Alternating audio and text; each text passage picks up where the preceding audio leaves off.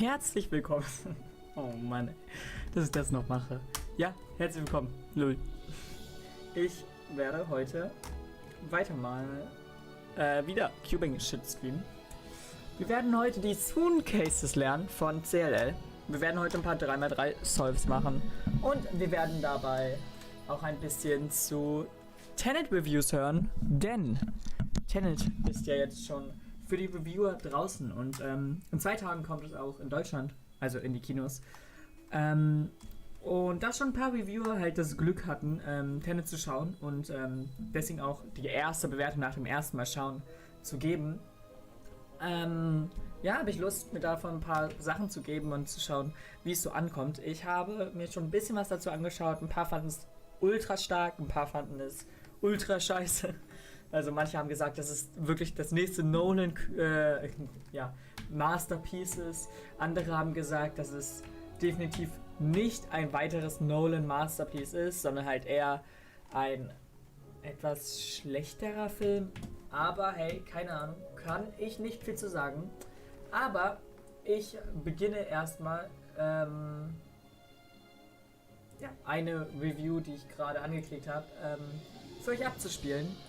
Und dann finden wir jetzt heraus, ob im Endeffekt, wie besser gesagt, der oder die Person Tenet fand. So, ich hoffe, dass man es hören kann. Servus Freunde, my name is Jimmy Cage, and if there's one thing that I'm absolutely certain about, it's that YouTube will be flooded with Tenet explained videos over the course of the next weeks and months. Ja, and honestly, I wouldn't mind watching one myself. It was definitely an extremely challenging movie watching experience, and I'm pretty positive that fans of Christopher Nolan will eat this movie up. Now, how in the world can I do this review? Of course, I won't spoil the movie for you. Christopher Nolan is one of those damit ich das sehe, ich meine, ihr braucht become es these sehen, aber not to be missed cinematic events. He's always very cautious not to give too much information about the actual stories beforehand, and understandably, he of course aimed for a somewhat simultaneous worldwide release. Maximum hype, but also the chance for almost everybody to discover the movie around the same time and discuss it with other people who have also already seen it. Of course, with COVID-19, everything is different, but many countries ich dachte gerade, das wäre falscher PLL-Algorithmus. If you want to sit in a big cinema with hundreds of other people is of course a different question, and everyone has to decide that for themselves. If you're not sure, then don't go. No movie is worth risking your life, not even one by Christopher Nolan. With that being said, it's a damn fascinating film, and one people will talk about a lot. It's a giant mindfuck, and it all revolves around Nolan's favorite topic, time. Something that concerns all of us. Something that we can't run away from, can't hide from, can change, and that will catch us all. It has been an integral part of many of his movies. Be it a different passage of time and the different levels of dreaming in Inception, the relativity of time in Interstellar, or the parallel arrangement of 3 different time spans and settings in Dunkirk. In that regard, Tenet seems to be the logical continuation. Oh, was? It features a time so viel zu scheiß Scramble. A gun isn't just shooting bullets, but can also catch them, in which time can be inversed. To describe the story without spoiling anything, John David Washington plays our protagonist, who is fighting for the survival of the entire world. He journeys through a twilight world of international espionage on a mission that will unfold in something beyond real time, to borrow from the synopsis on IMDb. He gets help from Robert Pattinson's character Neil, and he needs Elizabeth Debicki's character Kat to get closer to the film's antagonist Andrei, played by Kenneth Branagh with a very thick Russian accent. I was lucky enough to see it on a giant IMAX screen, and with just one small exception when I went to see Inglourious Basterds with a friend in Germany, this was basically my return to cinemas. It has been since March, and though I honestly love to watch things aber es war besser als der erste Solve, the opening of Tenet immediately brought me back to the feeling you can only get in the cinema. In typical Nolan fashion, this was shot with IMAX cameras, and it really gives you that larger-than-life quality. The images are so crystal clear, so big and immersive, and the amazing sound design bevor ich das jetzt aber mache, muss ich eben kurz mein Handy nehmen und schauen. Are just overwhelming. In a tradition of The Dark Knight or The Dark Knight Rises, the opening is pure visual filmmaking. I was literally pressed into the seat by the images and the sounds, and I kept on flinching by the technical shock value. And the movie continues in this vein. The camera work by Hoyte van Hoytema is a feast for the eyes. Gut, ist am besten hin, dass man es nicht sieht. Is always there. In the tradition of classic cinematic depictions of international espionage, we really get around in the world. Something that probably evokes a much more peaceful feeling in 2020 than it did before. Of course, Tenet was shot on location in many different countries, and it really shows on screen. The movie and the story are also constantly moving, and the pace is very high. Sometimes maybe too hectic, but I will come to that later. When it comes to the action, Tenet definitely lets you feel the punches, shots, crashes and explosions. Most of it feels very tangible. There is an authenticity to it that's hard to reach with more CGI-heavy approaches. But in Nolan's movies, most of it is done with practical effects, and watching that play out on a big screen is a spectacle for sure. Okay, let's fucking go. Let's fucking go. Not only can they appear rather fragmented through excessive editing, but they also tend to involve a lot of name and sometimes even faceless masses of cannon fodder, for which you really don't care at all. Especially the latter becomes a problem in Tenet.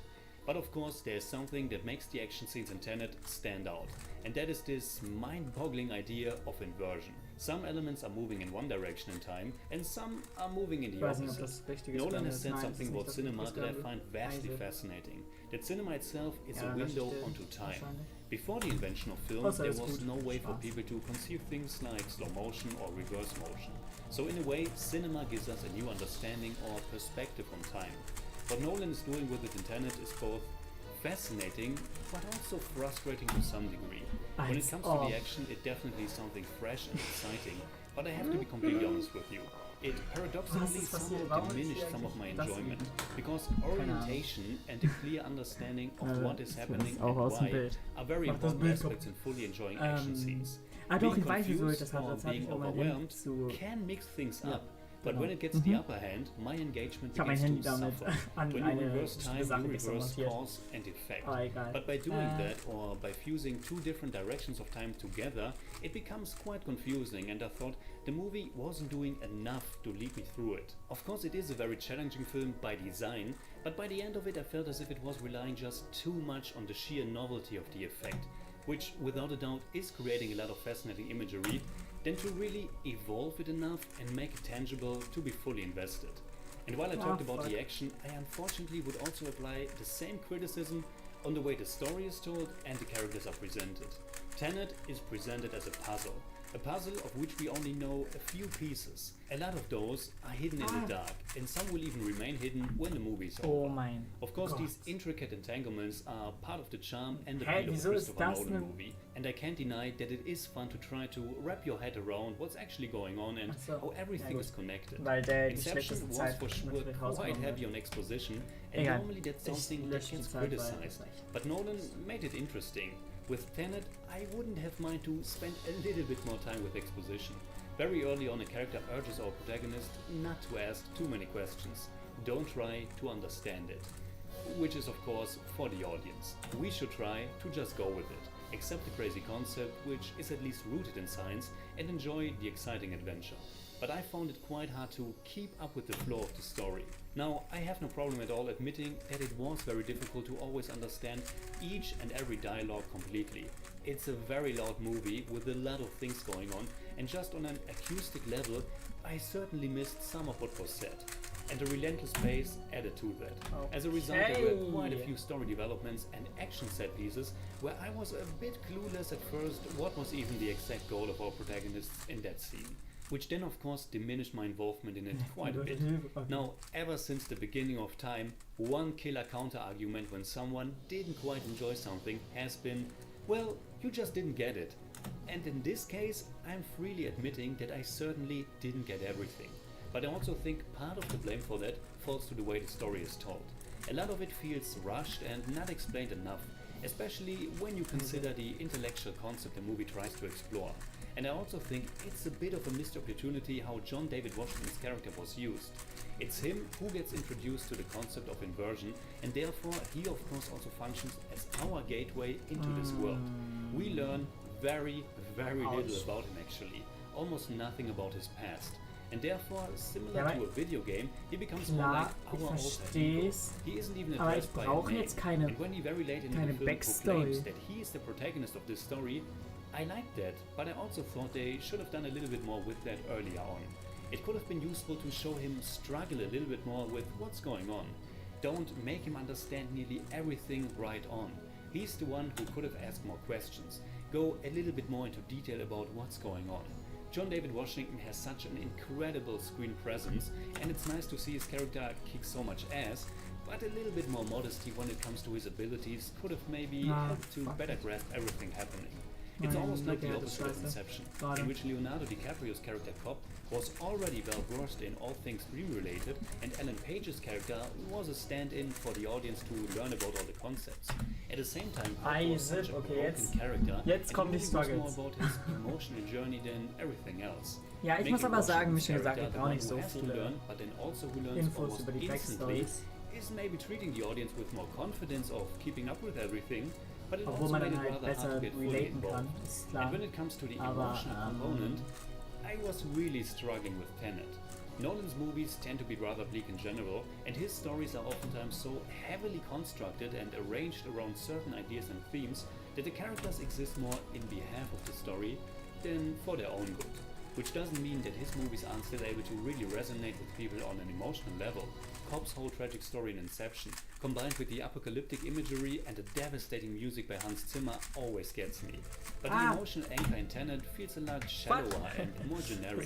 There's an underlying mother-son relationship and an abusive relationship between Debicki's character Kat and Kenneth Branagh's Andre, with Washington's character in between. And while I think all four main actors, the three just mentioned plus Robert Pattinson, are giving really good performances, the characters themselves are rather slim. So unfortunately the movie wasn't able to stir up a lot of emotions in me, and the whole tone is very cold, almost clinical. The stakes are enormous and that theme of self-sacrifice is definitely there, but I didn't really gravitate towards that too much.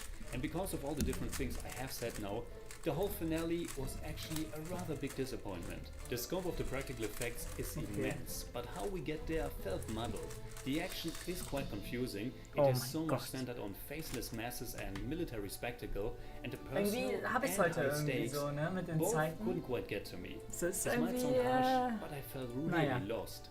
Now, please try to understand that I just saw the movie, and it's one of those that are really hard to grasp after just one viewing. And after all, there's still so much in Tenet that I like and applaud. From the technical oomph to the ambition of the story and approach.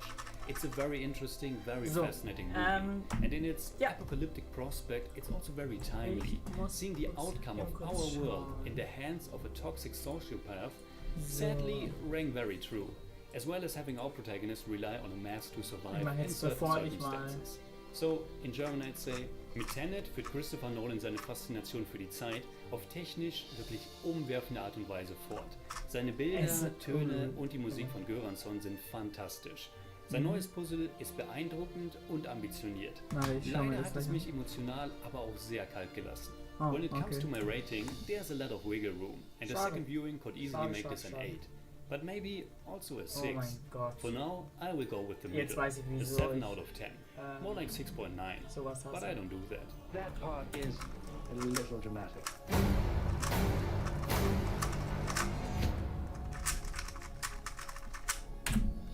Alright, that's it like always. So viel zu mit How to be Sub 4 mit ne? Mhm. You know what you think about Tenet. Das war aber so witzig, dass ich genau dann and also on Patreon, simply at Jimmy Cage. And if you enjoyed this episode, please give me a thumbs up, den ich halt share, als einzigen whatever Case you like. sagen kenne. Make sure you hit that bell for all I have to tell. Och jag spelar väl av. Och jag vet hur du ska ja, du gör det då. Wer rutscht Okay, gut, dann schauen wir uns jetzt einen Podcast an von 1 Stunde 30. Sort of back to the basics approach for Nolan after making Dunkirk. There are so many twists and turns in Tenet. It has a puzzle-like nature to its story, aber and the weight of the action scenes. Ich möchte nämlich eben kurz die Soon Cases lernen und da müssen wir schauen, was man machen muss. Ich lerne die Soon Cases von JPEG. So, also. Was ist Soon cases where there's one sticker up and the rest are not, then I look at this one, this one, and this dieser one. und dieser.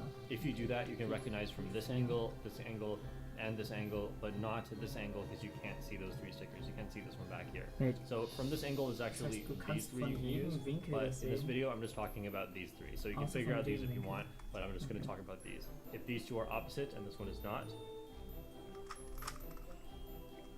Right, right up, right inverted up, right, you do right inverted.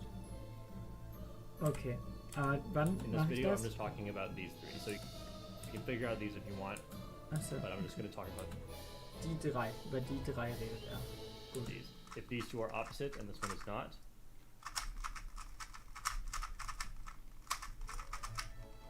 So, also die müssen opposite sein. but I'm just going to talk about Die these. beide If opposite these two und are opposite and das this, nicht. Okay. Gut. So, nächster Algorithmus. if these two are the same and this one's not opposite, Also. Warte. Also right up, right inverted up, right inverted front, right, front inverted up. Ah, so. Okay. Also einfach nur El Clasico. Den man eigentlich auch schon kennt. So, und wann passiert der? Wenn if these two are, die beiden gleich sind. Ah nee, warte. if these two are the same Also, and this one's not opposite, man macht's schon hier. Warte. Wait, I don't get it! Hilfe. I was trying to learn CLL too. Oh, nice. if these two Okay. are the same, Also. Die sind. Die sind nicht dieselben! Wait. and this one's not opposite. Also. Ist die beiden und das nicht opposite, oder was? Aber er hält den ja falsch. Egal. Ist es. Ist es nicht mal der richtige. Oh, okay. Okay, I got it. It wasn't the right swing case. Wait, did I just make a mistake? Oh, okay. Ich hoffe, das ist jetzt. Also, die beiden. Okay, ja. Die beiden sind dieselben. Und das hier ist. Wait, das ist der Opposite Chip. Ups.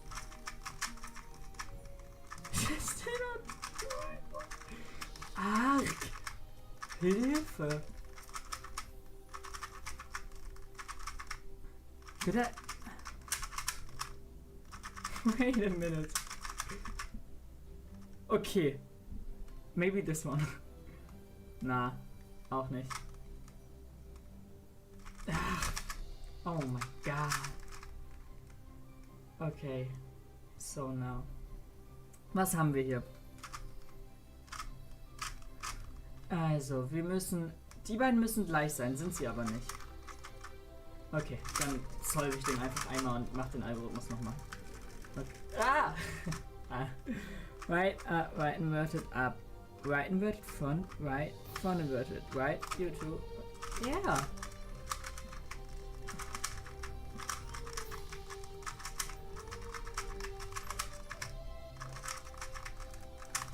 Okay, maybe. So. Na. Nicht richtig. Ah.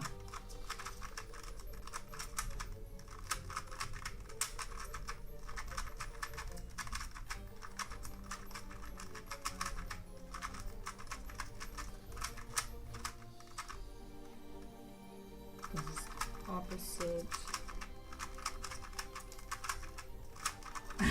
Ich werde diesen Case nie bekommen. No. Hä?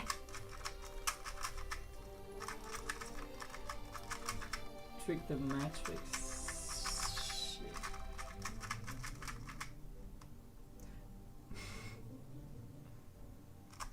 Ich geb's auf. Uff.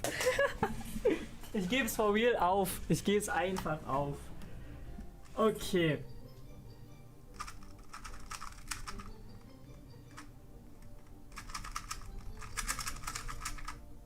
Okay, well. Wir haben bei diesem Fall diesen Zoom Case. About these three. So you can figure out these if you want, but I'm just going to talk about these. If these two are opposite and ich habe die gespiegelte Variante von Zoom gerade. Wait, gibt es eine gespiegelte Variante davon? Zip. Yeah, I guess it's mirrored. Holy shit. Mirrored cases. Yay. Wow.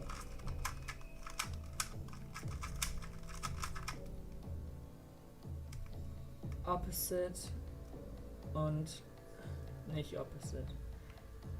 Wait, aber müssen die gleich sein oder müssen die opposite sein? if these two are the same and this one's not. Ah, shit. Holy You can see this one back here. fuck. So from this angle is actually these three you can use, but in this video I'm just talking about these three. So you can figure out these if you want, but I'm just going to talk about these. If these two are opposite and this one is not, Opposite, not opposite, is just normal soon. Shit. if these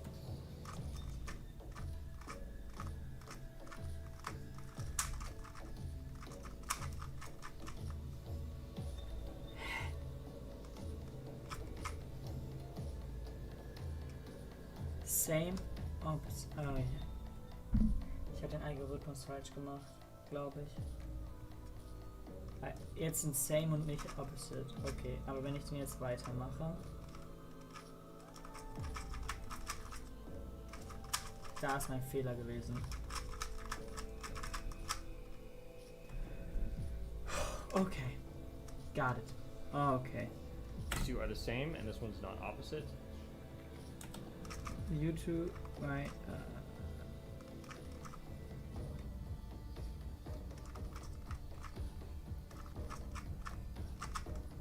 Okay.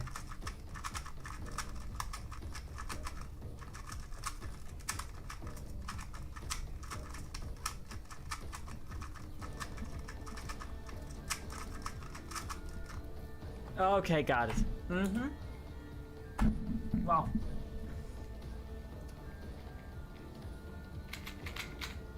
the outer two are the same in the middle. Wait, ich mach's mal so, dass ihr das sogar seht. Ich switch dafür mal die Szene.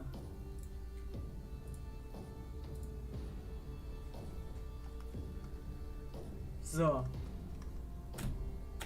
Okay. One is opposite, Wait. Which case? Yeah. the got outer it. two are the same. Same, opposite. Left, front inverted, left inverted, front. Left inverted?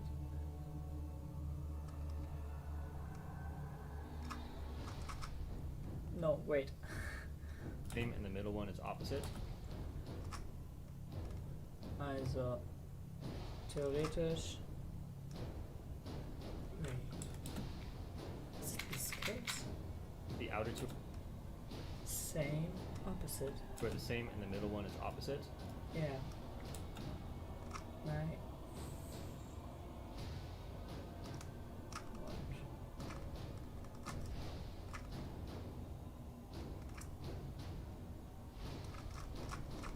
Right inverted front. Right front inverted. Right inverted. Right inverted. Right. Up. Okay. Ja, das ist der Mirrored Shit. Okay, also. Left, front inverted. Left inverted, front. Left inverted, up inverted, left. Okay. But I gotta be good. Right? No, wait. And the middle one is opposite. It doesn't regroup.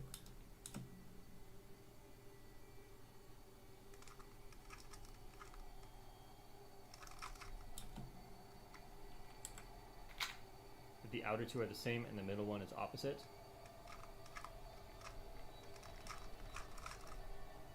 Wait. Doesn't even regroup.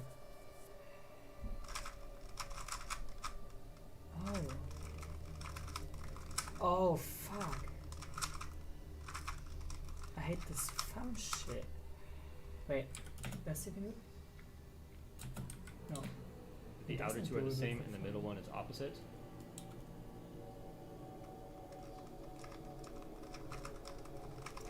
Right? Oh, he does it with this index.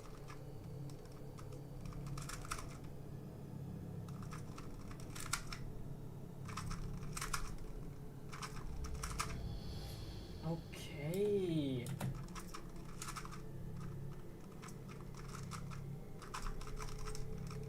Ah, but it's still hard though.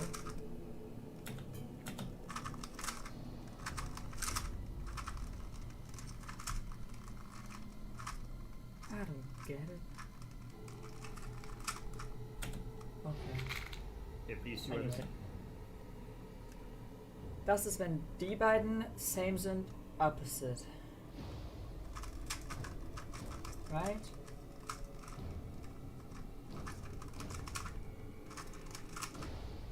Same, opposite. Yes. Okay.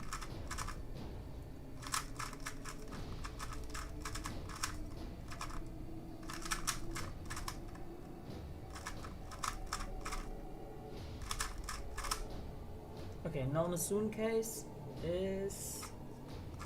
Wait, it's not that one. Is that the normal soon case? Yes. So, opposite, not opposite. Okay, oh shit. If This is hard to learn.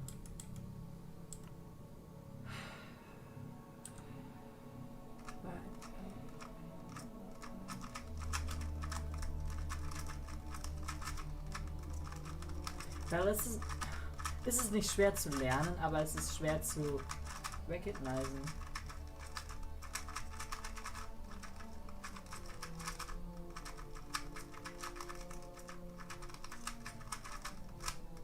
Ist die überhaupt richtig? Ich glaube, ich habe irgendwo einen Fehler gemacht. Warte. Ja, probably.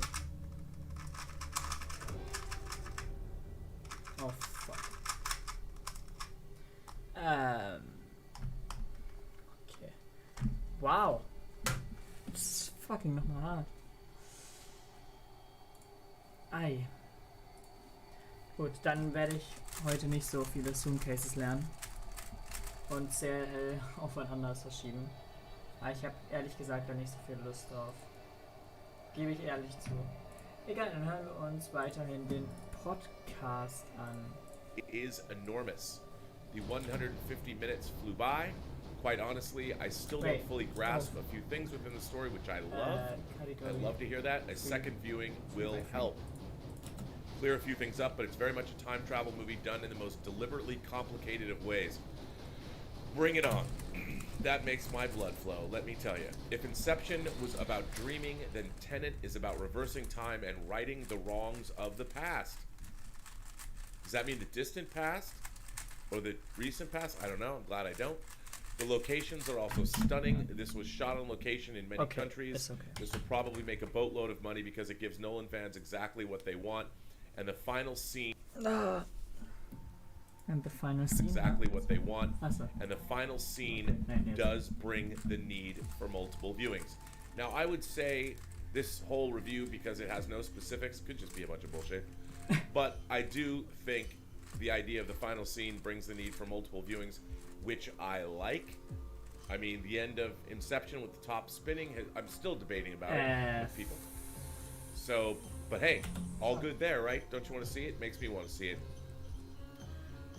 The next person says, contrary to mainstream moviegoers, I am not an unabashed fan of Nolan's movies. For example, I find his best work was actually Dunkirk. I'll bet this is the European critic.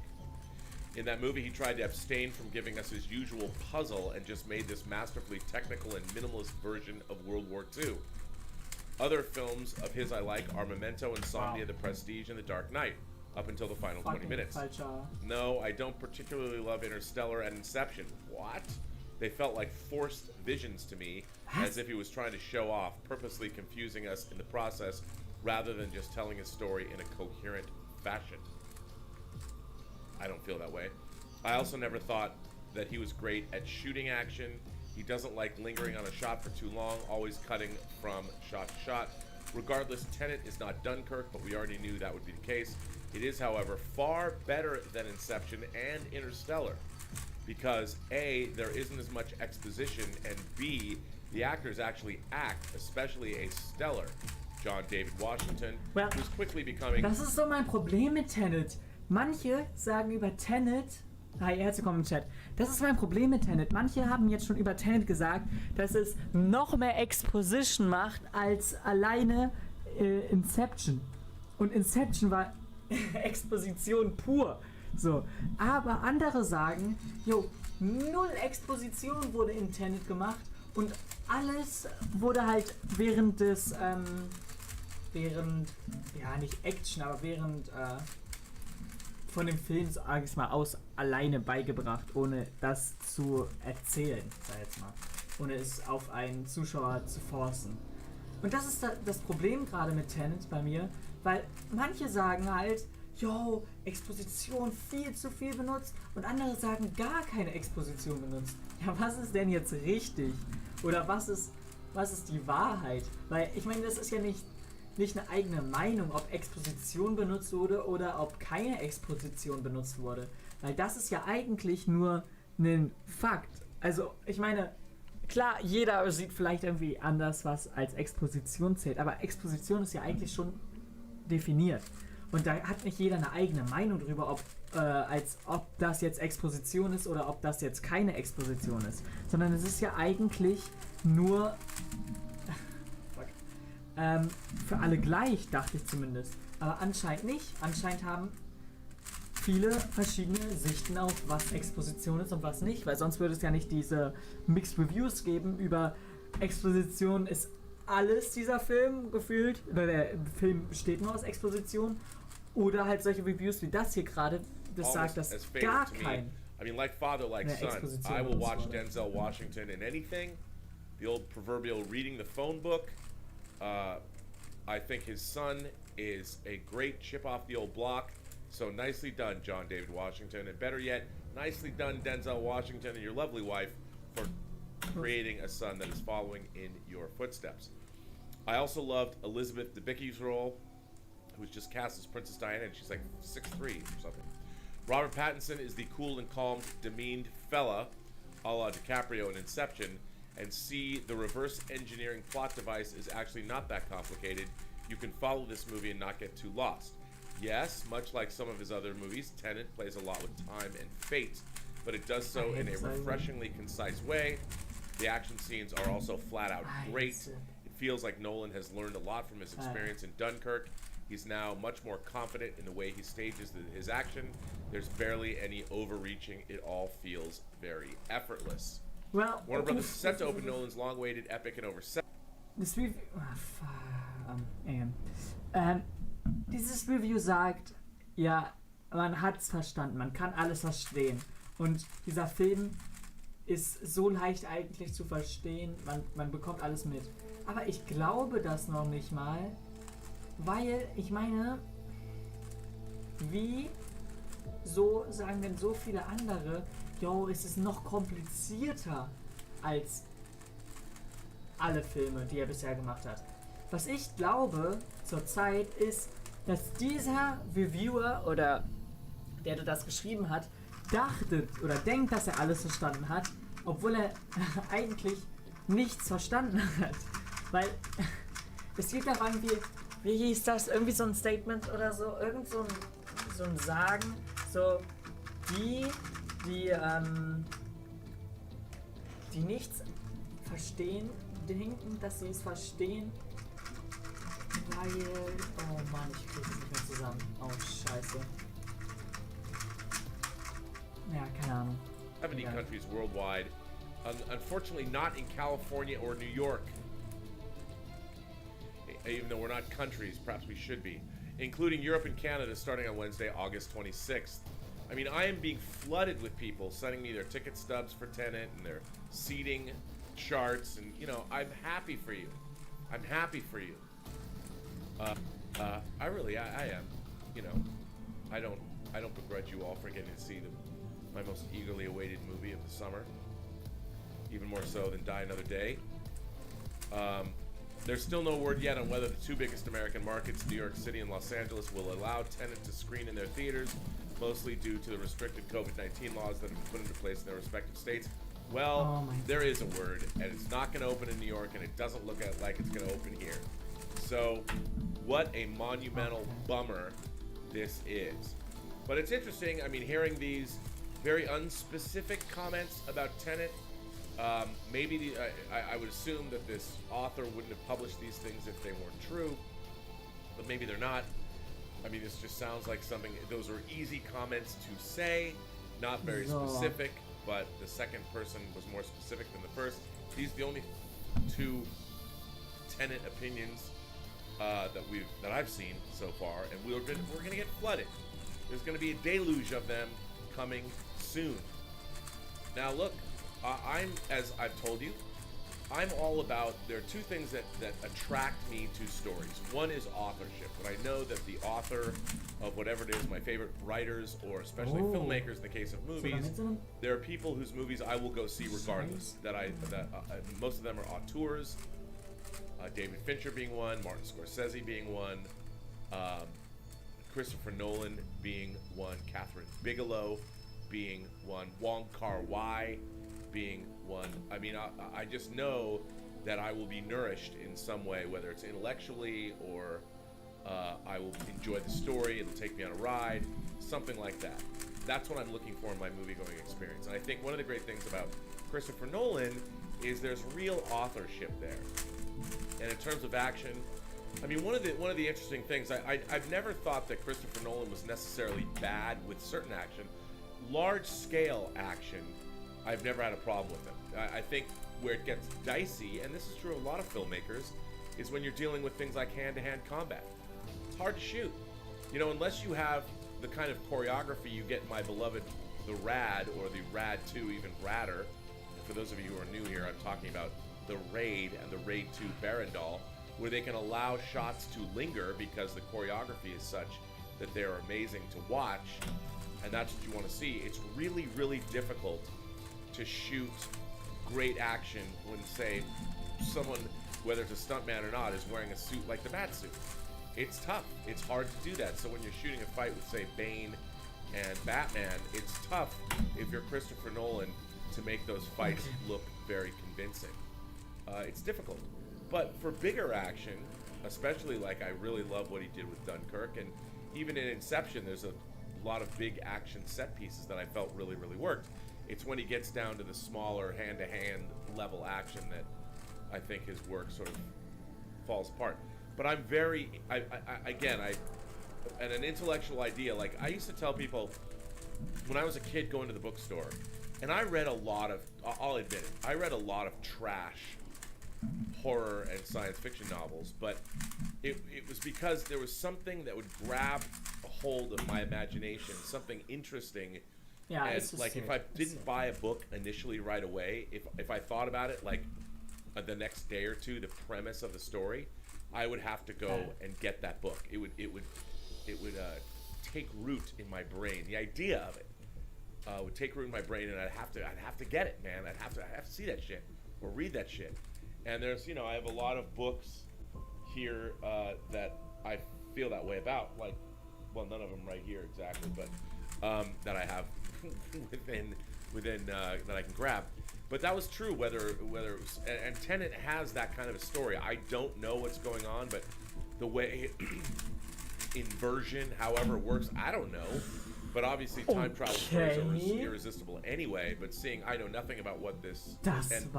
Look, it bums me out that I can't help myself. I'm going to read reviews. Holy Variety and Hollywood Wait, Reporter den muss ich mir eben kurz selbst nochmal anschauen. I can't. I'm not going to go in spoiler free. I can't do it. I'm not strong enough. I'm like when it comes to Ich hatte nach 9 Sekunden kind of like an F2L alcoholic. fertig. I can't help myself. I guess I could try to go one day at a time to not find out what Tenet's about, but I have no way of knowing whether I can ever get to a movie theater and see it. Ich möchte es klippen. And I've also learned that it doesn't matter how many reviews you read. Look, certain plot points can get spoiled, but I have learned long ago that it doesn't matter what you read. I can read the entire screenplay of a movie, and yet it has nothing to do with the experience of sitting down and actually watching a film. I've talked about that on this show before. Every camera angle, every music cue, all the cinematography, the acting, the way everything looks, none of that is apparent when you're reading a script, so the entire movie becomes something new, and even though you might know the story beats, it doesn't usually have any bearing at all on my experience. Now, I will say this. People might say, well, Rob, you talk about going in spoiler-free to Infinity War and Endgame. It is true.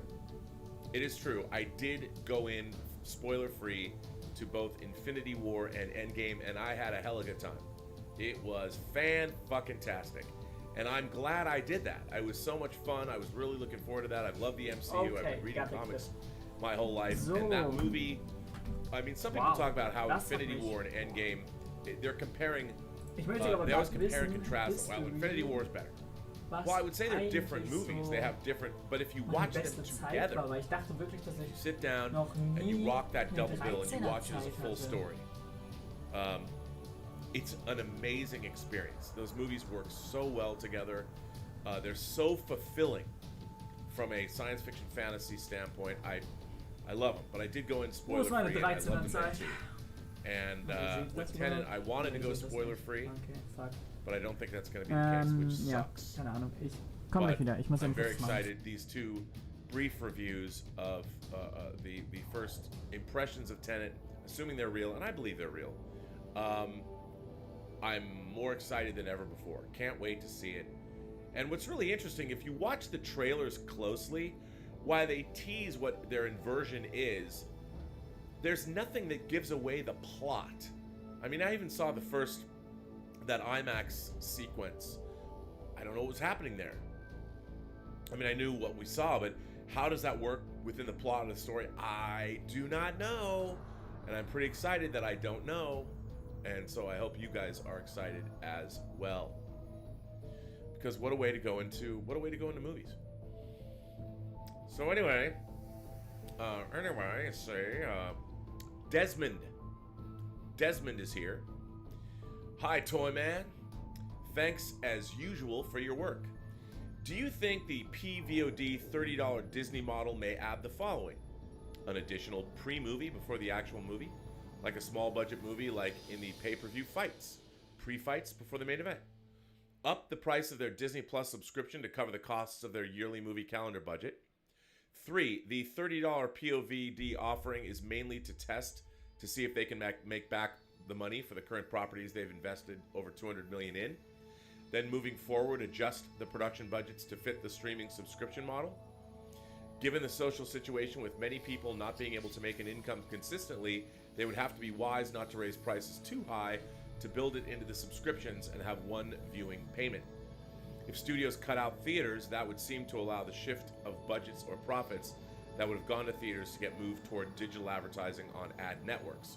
Yahoo Gemini, Google Ads, YouTube Ads, Criteo, or other online publishers for media buys as to promote their own properties. On a nice Star Trek point, I came across a YouTube channel from Alexander Siddig called Sid City. You and the team may enjoy. It has new Dr. Bashir and Garrick DS9 dialogue stories being acted out on video conferencing, which is reflective of the current pandemic. At present, they have created 4 episodes with additional actors coming in also, Quark, Jake, and Kira. The relationship and discussions between Garrick and Bashir are as compelling and as strong as if the show had not been off the air, in my opinion. Enjoy. Thanks for your perspective, Desmond. Well, this is a big letter to unpack, which we will do.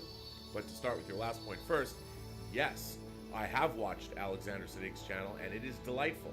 And if you are a Star Trek, specifically a Deep Space Nine fan, do it to yourself to go and subscribe and watch. Do it to yourself. I've been doing it to myself since I was like 8. But do it to yourself and go and subscribe to his channel, Sid City, because it's awesome. and it's a lot of fun, so check that out. Well, let's take this one at a time. So your first question. An additional pre-movie before the actual movie, like a small budget movie, like in the pay-per-view fights, pre-fights before the main event. That is a good idea, but I don't think it's going to happen. Because here's the thing, as we've talked about on this channel, when you've invested, my mouse battery is empty. That's bad. Maybe I hope I have some other way of controlling my mouse. Well, maybe I'll just talk for a while until my mouse gets charged up. Let's see if my trackpad, it's also dead. Well, anyway, that's just a small problem. So here's the thing. Obviously, when you've made a $200 million movie, the former conventional wisdom was Hollywood needed to make 3 times the production budget in order to break even. But now with marketing costs, that was about 20 years ago, 25 years ago. Now with marketing costs the way they are, you're looking at 4 times the production budget to break even. So Mulan, let's say it costs $200 million. That's an $800 million proposition, and that's just to break even. So you're looking at $1 billion. $1 billion is what the studio is looking for. And remember, as I've talked about and banged on about so much on this channel, the studios don't have cash that they're spending that's from their own reserves. They're borrowing that money, which means they're incurring interest payments. And they've designed their borrowing around when a movie was going to come out. So they know, okay, we're going to be able to start paying you back in so many months. And so do the banks know that. And when they can't, the interest payments start to rack up. You know, it probably gets horrible, exponentially bad as it goes along. So the studios, it's not just the movie theaters that are hurting, the studios as well. When you've invested, you've made 300 or 400, you've got, with Disney, you have Mulan, you have Black Widow, which was supposed to come out, and you have the Eternals. Now, I'm not up on my budgets of Black Widow and the Eternals, but they've got to be, both of those have to be pushing $200 million. So you're looking at $600 million of spend and borrowed money. That is not that's a big chunk of change. And all of those movies were supposed to come out this year, and they were all expected to gross $1 billion each. So with Disney's theme parks not open and these movies not being released, they're in a world of hurt. That earnings call last week when they talked about $3 billion being lost. I mean, Disney is hemorrhaging cash. Now, should we feel sorry for Disney? Well, probably not, but I mean, I'm just thinking as a company that employs a great deal of people across the board in many different areas, it bums me out to see Disney hemorrhaging cash this way. And more importantly, the people that work for Disney, they employ a lot of people with a lot of different disciplinary skills, and to see them out of work is tough. And remember, it's not just, it's the people that work at the movie theaters. It's all the ancillary markets that these movies affect. It's home entertainment, although we probably might not get more 4K discs from Disney anytime soon. But anyway, it's bad all around. And a small budget movie, like, what does that mean? A $20 million movie? I don't think they're ever going to do that. It's not like pay-per-view where there's the main title, the main fight, and then the undercard. That's something. When you're paying for the movie, you're just paying for the movie because the economic model is already so deeply compromised that I think they have to maximize every dollar. I think the real problem, the real hurdle that they have to overcome is no one's ever done this before. No one's paid $30 for a PVOD movie. You know, unless you were watching some primo porn in a very expensive hotel. I mean, $30 is a lot of money to pay. By the way, you could expense that shit. But $30 is it's a lot to pay for normal people, and we're not used to doing that, maybe in 5 years, but it's a risk. It's a risk, and we'll see how they do, and we'll see how Mulan does otherwise, or in other countries around the world. So that's a tough one. 2, up the price of their Disney Plus subscription to cover the costs of their yearly movie calendar budget. They couldn't up them enough. I mean, if you think about it, let's say those 3 movies, Mulan, Black Widow, and The Eternals, which were all supposed to come out in 2020. Let's say you've got to cover it's not just $600 million. Remember, they've got to cover their operating costs. I mean, they would have to raise the price of a Disney Plus subscription way high. So I don't think they could do that. And part of the appeal of Disney Plus was you were able to get it cheap. And I think another big problem is they don't have a lot of new programming on Disney Plus.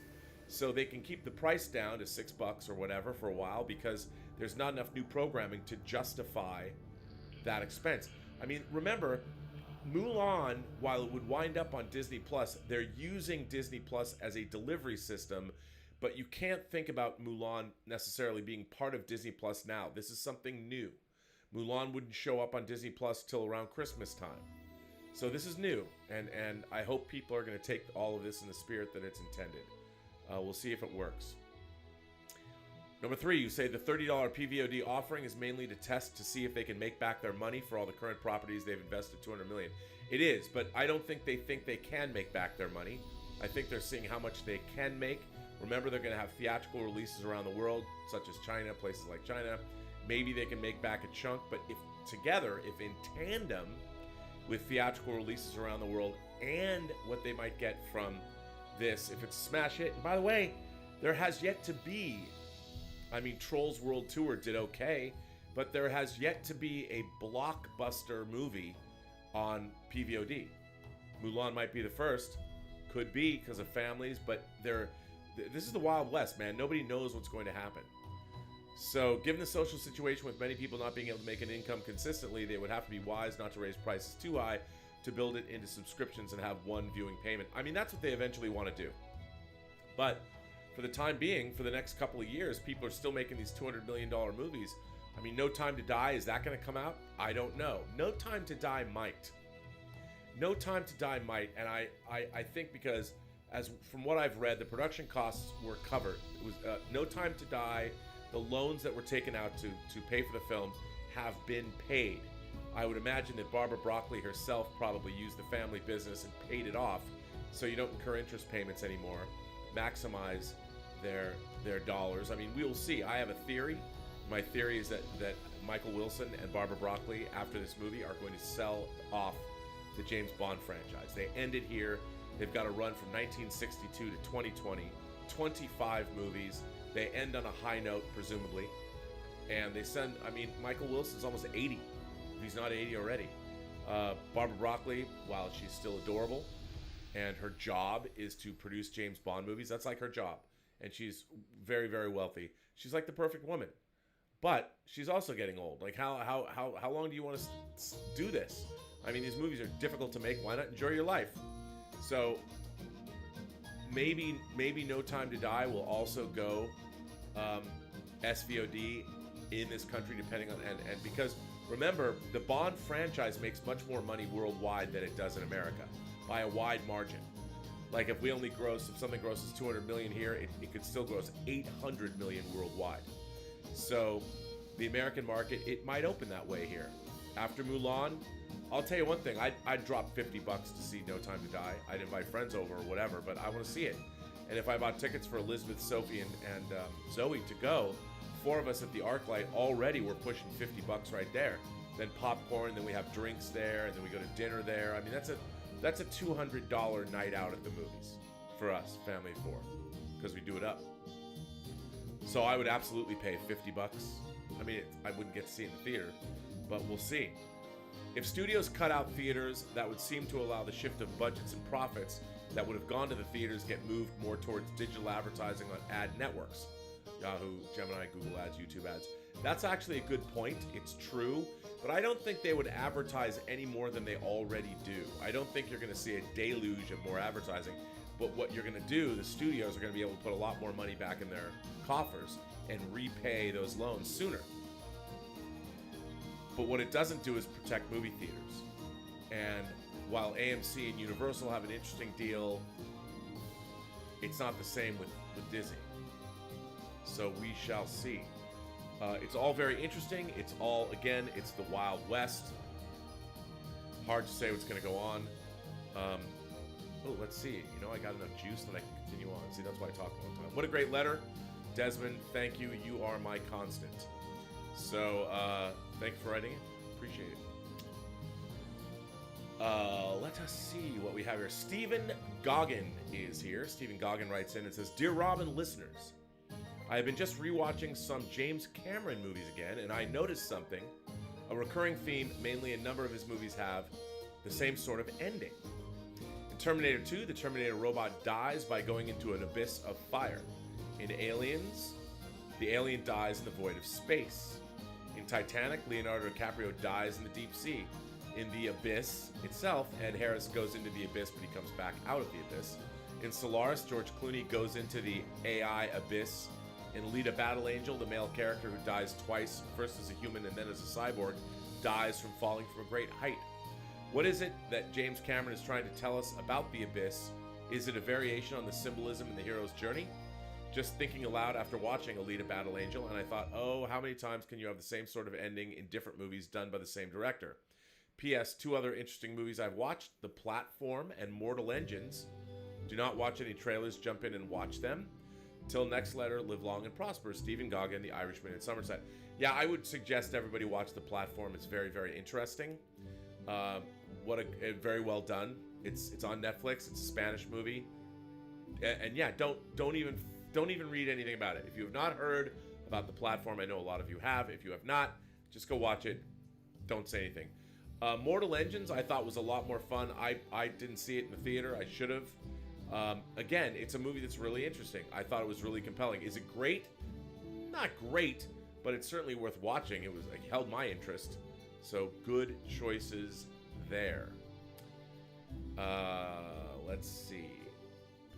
This next one it comes from Omar94. Now, for those of you who have been reading or listening to Omar94's letters, he writes in a lot.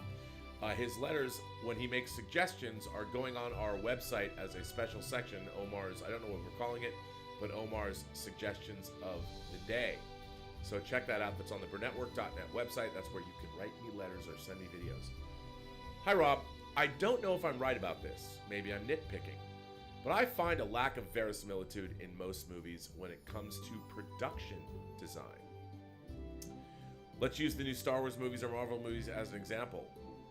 As great looking and detailed as they are, I find them to have a weightless digital quality to the worlds that are designed. Even a movie like Avatar, which I was really immersed from in the beauty of Pandora, I still found had a weightless feel to it since it's mostly CGI. However, if you watch a movie like 1940's Thief of Baghdad, the production design in that movie has peak verisimilitude to me, as that made it feel like a real place that exists in our world because they're actually shooting it on real sets. And there was a real weight and gravity to the design since CG didn't exist, so it all had to be made by people. I don't know if I'm right and that makes sense to you. Maybe I'm just nitpicking like I said before. Thanks and live long and prosper. I think I read a similar letter to you from you about this in terms of CGI and visual effects.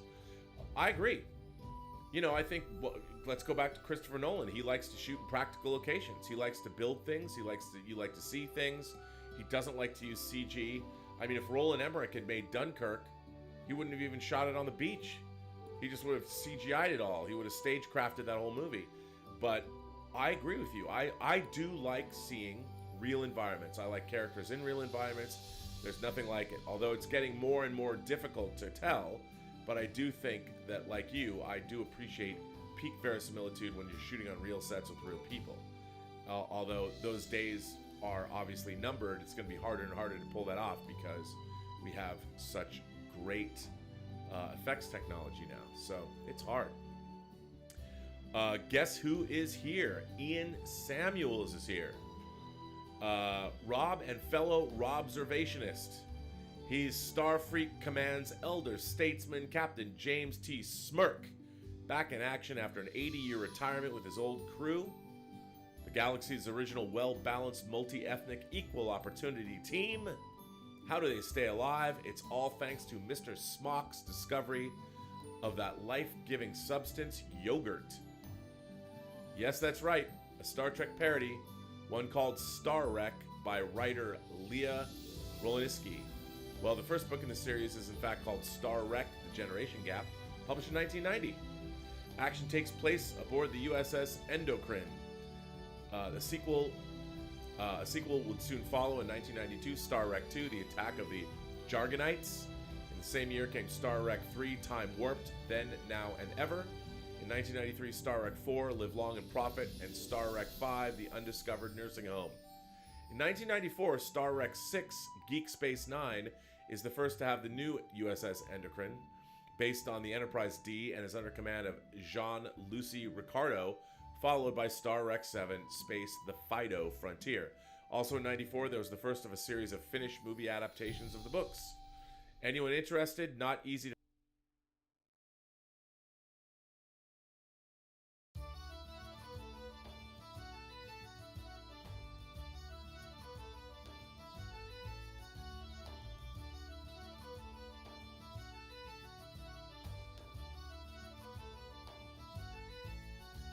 find, but books can be found on Amazon and eBay, and may even find a copy of the DVD. I have seen the first and stick to the books. It was not well made. Seek and follow fellow Post Geek Singularity members.